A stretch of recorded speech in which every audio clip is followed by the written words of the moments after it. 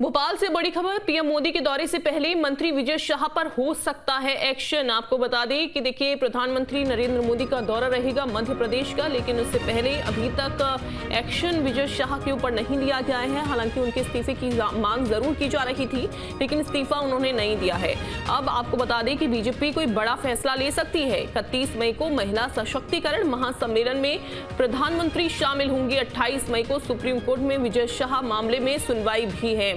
सुनवाई में एसआईटी पेश करेगी जांच रिपोर्ट। सुप्रीम कोर्ट के निर्देश पर एसआईटी मामले की जांच कर रही है।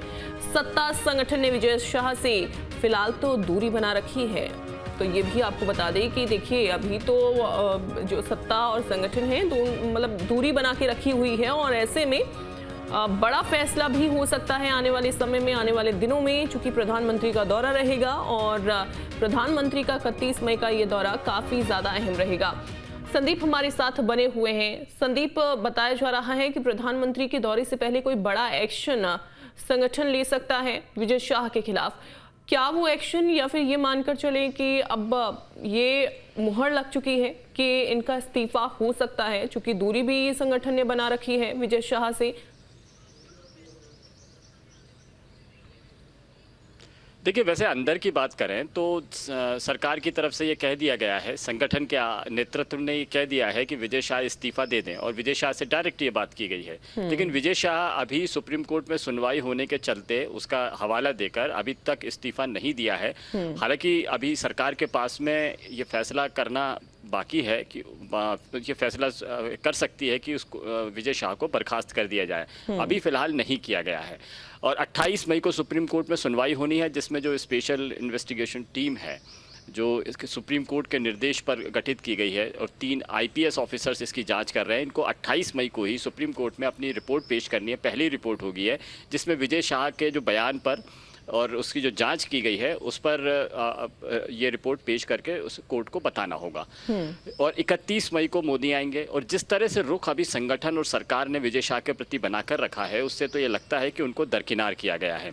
कोई भी संगठन या सरकार की तरफ से आधिकारिक ऐसे बयान नहीं आ रहे हैं जिसमें विजय शाह का पक्ष लिया जा रहा हो।